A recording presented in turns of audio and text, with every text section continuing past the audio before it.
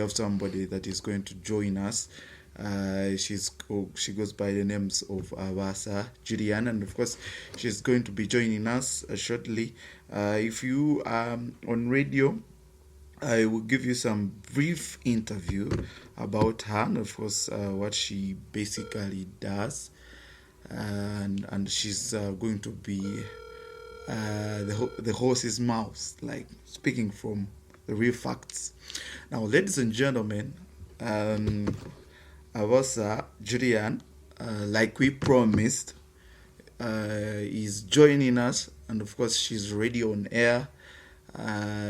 Before she introduces herself, I want to tell you something, that we're running the conversation using the hashtag exclusively, and of course this conversation is going to be uploaded on the YouTube of Kambuga TV, so stick around if you miss out.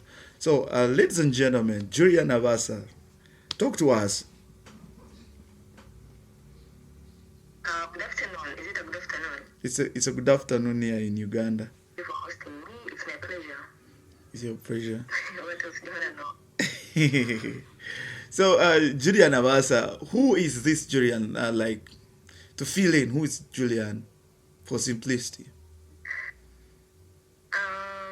Well, if somebody asked me right now who is Julian, I would be like, I'm Julian Abaasa. I was born in Uganda and raised there. I grew up there and I came to Serbia. Currently, I'm in Serbia doing medicine in my third year. I finished my third year, and my course has like 6.5 years, so I still have a long way to go. Yeah, when I was raised in Uganda, I went to Yesu Ahurire School, Ahurire Ugandan School for All, which is commonly known as Yesu Ahurire in Karama, in Mbarara. So I went for my primary school, and mainly because of the song I sang when I was 8. With many other children alongside, the Yesu Ahurire song. So I'm well known for that, and also from there I went to Mary Hill High School for 6 years. And after that, I came back to my university in Belgrade, Serbia. Oh, okay.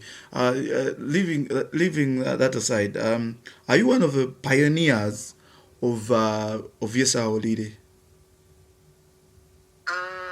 Unfortunately, I'm not one of the pioneers because my school began in 2004. So by then they didn't have boarding school. You know, I was born in St. Joe's, so there was no boarding school in 2004 until 2007. Boarding school started in 2007, and that is when I was able to go to Yesu Ahurire. So the majority of us were not pioneers. So like I'm a pioneer for the boarding school in 2007.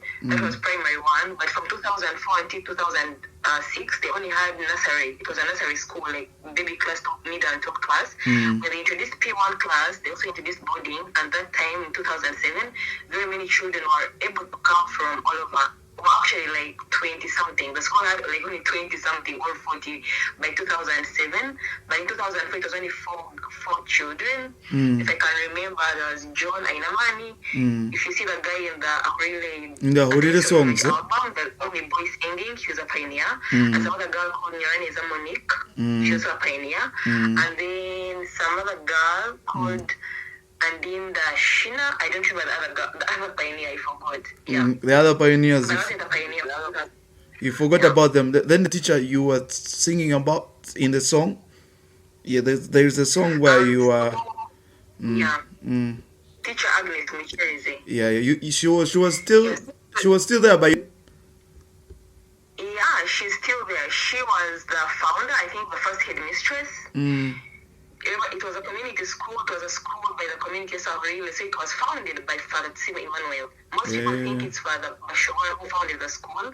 But actually it wasn't founded by Father Bashoa. It was founded by Father Tsima Emmanuel. It was a community school for Yesu Ahurire. So the first headmistress was Teacher Agnes. And Teacher Agnes, she stayed in Yesu Ahurire from 2004 until 2015 or 16. Then she left the Yesu Ahurire branch and currently went to Mwizi. In Mwizi, they founded a school, also Ahurire. It's like a branch of the school, mainly to help the needy kids in Mwizi. It's like some part of Mbarara, which is kind of undeveloped and poor. So they are helping children there. Teacher Agnes currently is in Mwizi in another branch called Ahurire UG School, Mwizi branch, where she's currently serving. Oh, okay. So it was set up by a catechist. and leaving that it is not under the parish, right? It's really. No. My school, the origin is already school at Karama. Yeah. Is it under the parish or it was just founded? A priest, a Catholic priest. Yeah. A Catholic priest, Father Emmanuel, is the one who founded the school. You understand? Because it's a community. Ahurire Community is a spiritual center, Karama. Most people know Karama. So, Ahurire School is a community school, and it was founded by Father Emmanuel, not Father Bashora. I just want to correct this because most people always say the school was for Father Bash, but it was for Father Tusime. It was a community school, yeah. So, I've been following you like so much, like from the day maybe I saw the story again rising up on socials. I was following up, and of course I have been seeing you trying to put up stories, and of course setting it so clear that you are still alive.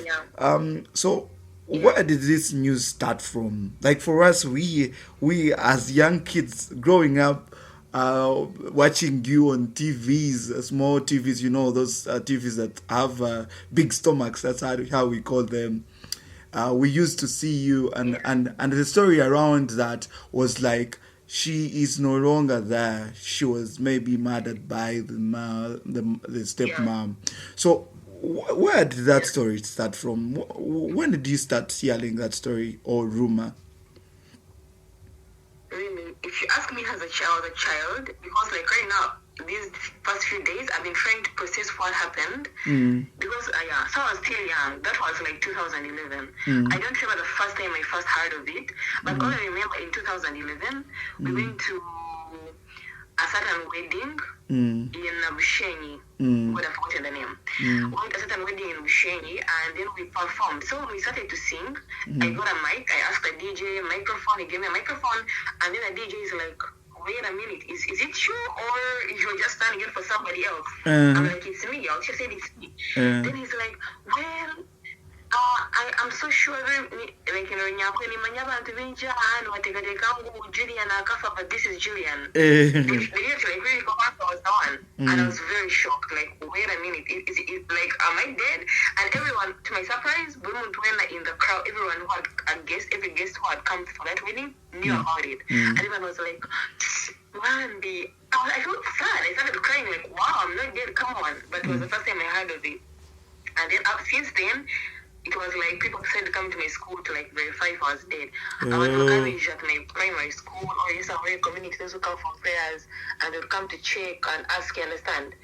So ever since then, every conference, every weddings, every schools we went to perform, to evangelize, we would tell people, because we'll try to clear the air. It's been long. I've been telling people I'm not dead. People have been telling people I'm not dead since 2011 until date. So those of you who say, "I want you to Mbarara and be the why did you say something?"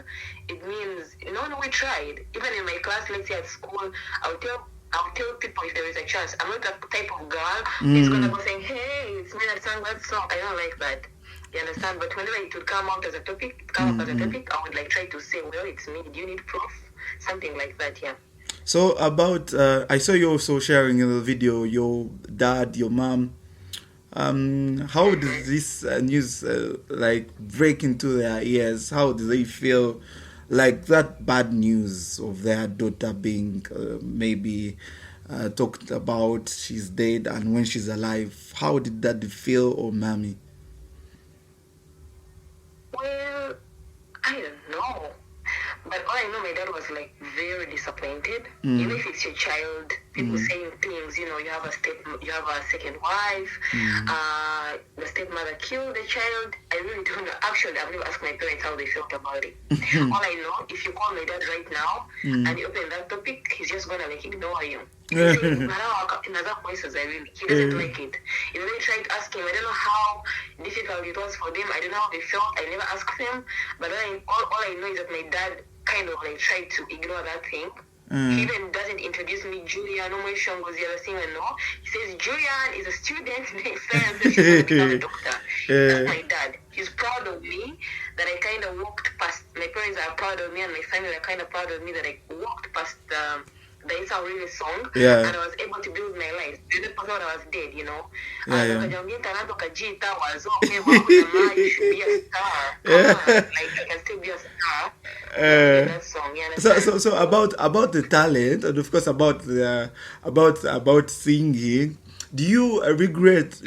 Do you regret like you leaving out the singing and of course pursuing your career? Do you regret like?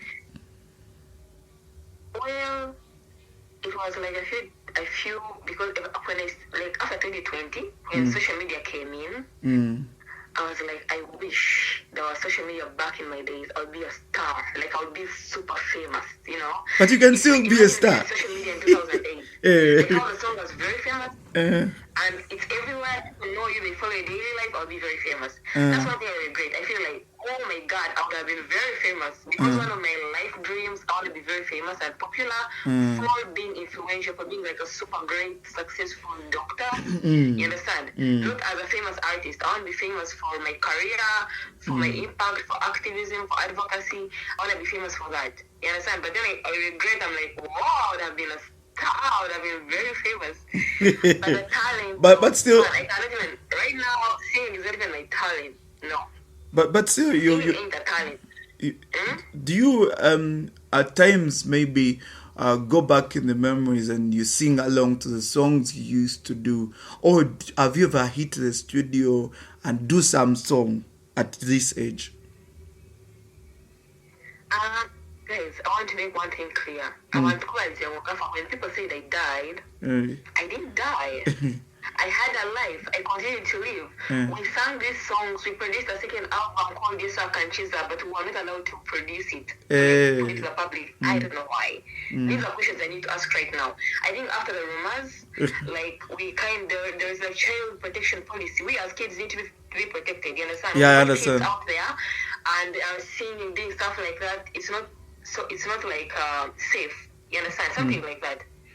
So we produced a second album called Yesu Ahurire, but we didn't like give it to the public. The songs are there every day in my room singing those songs, very nice, beautiful songs. We did in 2010, 11, yeah. After the other album, but then we didn't like put it to the public. I need to ask why. Actually, I also have questions because I need to ask. But then after that, we continued singing with some organization called God Singing Kids. Right now I'm live on TikTok, so there's some people who are with us on TikTok. Guys, we are live on Kambuka TV. We are live on i5 Radio, actually. i5 Radio. i5 so Radio. TikTok currently, so I'm on my TikTok.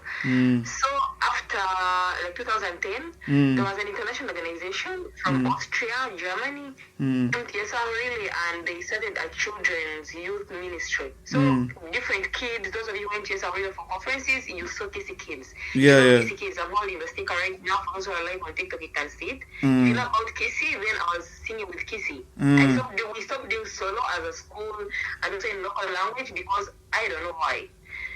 And we started singing with Kissy and doing evangelization. So doing evangelization now. Since then until 2020. Continue. If you go like on YouTube, sorry? Continue. Like if you go on YouTube and search for Kissy God Singing Kids, you're gonna see videos we made in 2020. You understand? With a different organization and some different kind of music, you know. So we continued singing. We go to weddings and parties and conferences, and people bullying me to make me sing the song. People bullying me. Imagine I was big. I'm from 6. Come on, you give me a microphone to sing a song 20 years ago. I was 14. Yes. I love it. You love it. So I had that. Sometimes I meet people and you sing for us. I'll sing for you. But here, no, I don't like social media bullies. Leave me alone. They want you to sing. And I'm interested. They want you to sing on TikTok. But anyway, what I wanted to get so much in detail is that can you go back in the studio like right now and record the song? Yeah, we did some songs in 2020 in lockdown when we were bored, me and my friends. Mm. We did some songs, but man, I told you thing is I love to write music. I won't lie. Like in 2020 we were writing songs, wanted to write some Renewal songs so we can sing songs. But I don't think singing is my talent. Singing is not my talent. Julian, ask my friends, they're gonna laugh. If I say you say, oh girl, like what are you doing? Singing is not my talent. It's not my talent, but I would write songs in lockdown, writing songs, I'm going to studio and singing. Oh. But it's not as people expect me to sing like what? Like some angelic voice. No. I sing just like I speak. Just like you I'm speak. kidding. Okay, I understand. Yeah. About your family, you are number what in your family? Are you the firstborn? Are you the lastborn? Are you in the middle? Who is Julian in the family? So for me, I'm number 3. We are 7 kids, and I'm number 3. Yeah, you're number. Yeah, my older sisters and brothers. I have an elder brother. He's a civil engineer. I have a second sister. She's graduating soon. Accounting. She's called Susan. I see my brother here, innocent. He's on live. Man, bro, I'm shouting out to you. I have a little sister. She's called Lillian. She's joining campus soon. She may be who she is. I don't want to disclose that. And then I have another little brother who is finishing Form 6 right now. He's writing Cantab. And then the other 6th born is like in Form 3. And the last born is a bit younger. So my family, everybody's doing good, studying, schooling. We're just like, okay, yeah. So Julian, thank you so much. Julian, who was Julian growing up? Was she so stubborn? Was she so calm? What was if you can go back in the memories, who was that Julian when she was growing up? I think Julian is a star. I won't lie. I've been such a kid. Like, I grew up doing very amazing things. I was doing very good in school. I was doing good in school. I was doing good in extracurricular activities. I was a volleyballer in my high school. I was playing volleyball. Most people know me as a volleyballer. Like, as a good volleyballer, I was playing for my school. And I think I'm very stubborn, very ambitious. Like, I'm a very ambitious girl, super independent woman. How I speak right now, literally mostly like here in Serbia, I'm kind of doing good here with media and blah, blah, blah. I'm kind of famous here. Trying to like share my experience here, promote my country, and I've been outstanding. I've been really outstanding. I'm gonna say that about myself, and I thank God for it. It's good to like your country, and of course put it out there for the global world to maybe follow, and of course come visit us, do some touring, and of course try getting something. Now I've also been following you on your TikTok. When you jetted into the Serbian country, what were your biggest challenges? Because I know maybe to talk about the deity is not the same as that of East Africa or Uganda. Yes. So how was it? Just a feeling. Tell us. Share with us. So actually, like when you speak about Serbia and moving to Serbia, this is like a whole different topic and a whole different big story that I love. Personally, I want to be somebody very influential. There are people who are still in Uganda who want to make decisions to move abroad. Because before I came here, I was super ambitious. Well, I want to do school abroad. I want to study medicine in a better country in Europe. But it comes with a lot of challenges. It comes with very, very, very big challenges, guys. Leaving home, people say it's greener pastures, life abroad is cool, but not that much. You understand? You need to be very mentally stable, mentally prepared. You need to expect it and prepare for it very well, because it's changing seasons. Right now it's very cold. You cannot move outside without jacket. It's very cold. It's depressing so hard. You need to try to come here very mentally prepared. So for me, my biggest challenge the first time was the language, because I came to Eastern Europe and as you know, Europe is very challenging. Very challenging, but I think, as I told you, I'm such a kind of different person. I kind of got the language first and loved the language and practiced a lot. But it's really tough. It's really tough, yeah. So and also different culture, different food, different people. You're alone. Your family is home. Your friends are home. Everything you are used to is home. Literally, you're gonna miss matoke. I've never eaten matoke since I left Uganda. Don't so it's really crazy, yeah. It's crazy. I understand. Don't we have people that import some African foods? Like, for example, I see avocados, I see bananas in the UK. Don't you find them in supermarkets? Don't you find anything like African dishes in supermarkets or restaurants? So the biggest challenge was Eastern Europe, like these countries, Serbia, Croatia, Montenegro, Bosnia. Those countries are still, they don't have so many immigrants. Immigrants are still few. Literally, you find yourself knowing everybody who's here, like every black person, every African. Yeah. So most of them are students and a few tourists. Literally, Africans are few in that. Especially like 5 years ago. Right now we are starting to increase, but like 5 years ago you'd barely meet a Ugandan, barely meet an African, barely meet a Kenyan.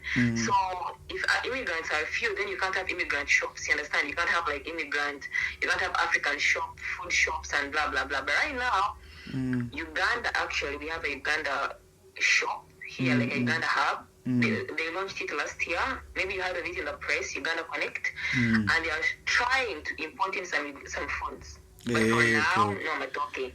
What they try to bring is like plantain, that's gonja. Yeah, but like matoke, no. Matoke, really, not yet. No. Ugandan foods, no. Even Ugandan hair, Ugandan products, it really is hard. It's hard, You're gonna like suffer as an African. But right now we're kind of developing, trying to get some stuff here. Oh, I understand. I saw you. Before let's go back to Mel Hill.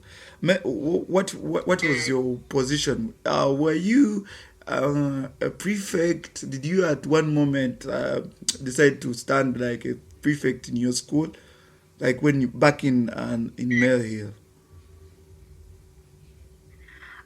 Okay, when it's about my 6 years at Mary Hill, I didn't go for leadership. I think I don't like leadership. I ran away from leadership roles.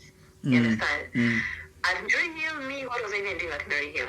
I was like, these were academic students, they love to study.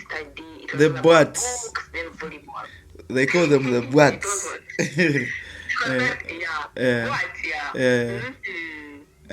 Those butts. And then also, I was doing volleyball. It's something I loved. Doing with my friends. And that's something I did at Mary Hill. Mainly, I was known as a volleyballer. Okay? That's it. Volleyball. I was playing volleyball well. In high school, once you're playing for, like, there is something in my life. I'm sorry, but my roommate is just crossing. I'm sorry, guys. Anyway, so I was like playing volleyball, and once you're doing high school sports, like for my school, it was big. It was a very big team, and we used to like go for different tournaments. So it was a big deal to be a sports person in my school. So I was a volleyballer. Literally, here in Uganda, when they hear a story, a bad story, they want to know more about the person. So when I got this story, I was like, I have to look for her and of course get the vivid and right information that we can share. I love the family that is on TikTok. Thank you so much for loving us. We are live on High Five Radio as well, and this conversation is going to be uploaded on Kambuga TV. For the people that have just joined us. Now, let's fill in. Julian, you've been also sharing how Ugandans can maybe fill in forms, and of course the consulants are here. How did you get the Serbian? Was it a sponsorship, or share with us, fill in, because Ugandans would love to do like your course. Maybe they do not have the sponsorship. Maybe they do not have somebody to push them. Share with us. So one thing I can say, especially for Ugandan youth, is that you need to get out of your comfort zone. First of all, when I was in lockdown in Form 6 vacation, I applied for more than 50 universities, because when my dream, I was like, I'm not studying university in Uganda. No. If I don't want to move, like Mbarara University of Science and Technology, and do medicine there, I'm going abroad. Because my dream was medicine, and in Uganda it's very, very, very, very competitive to get medicine.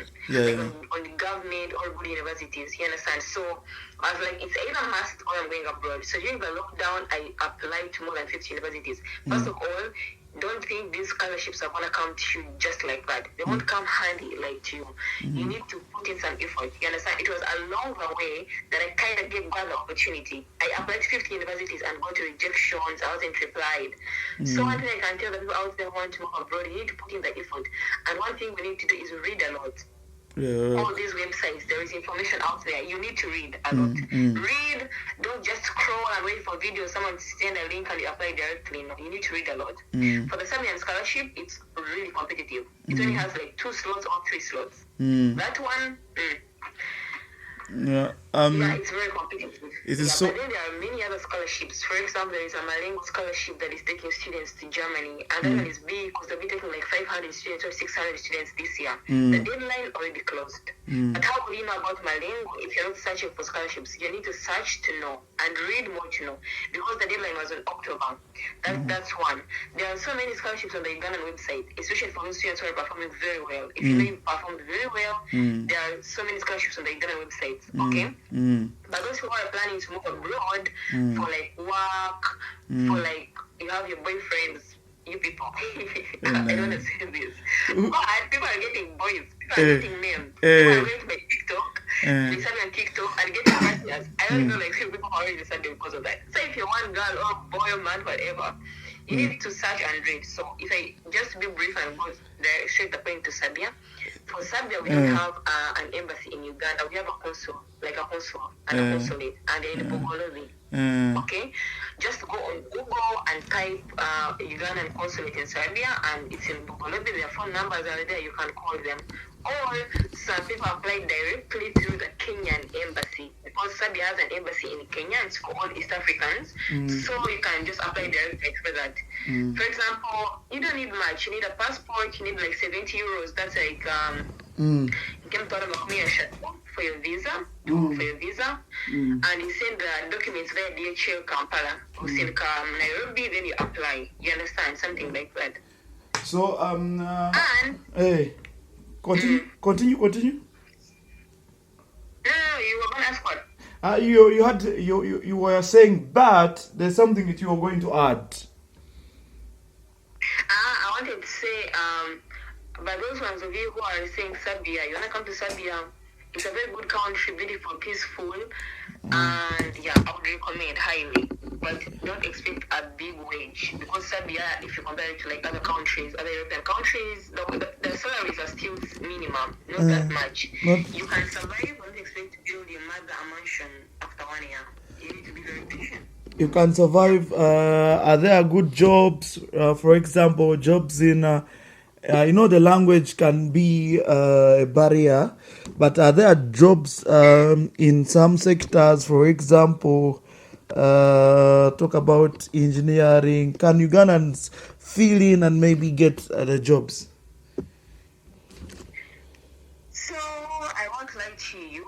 Jobs here really, if you have your degree from Uganda, here it won't help you much. I won't lie to you. It won't help you much. To say you're gonna work as an accountant, yeah, it's a big dream. It's so ambitious.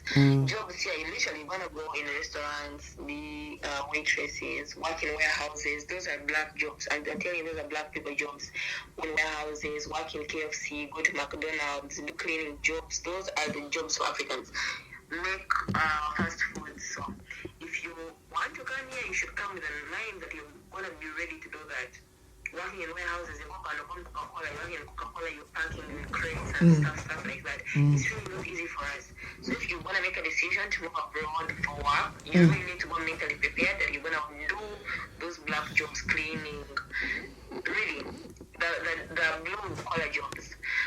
But I would still recommend, because right now with the economy in Uganda and the lack of employment government opportunities, I would recommend for the young people to move abroad and get exposed. You understand? But you don't have to come here thinking you're going to make millions. No.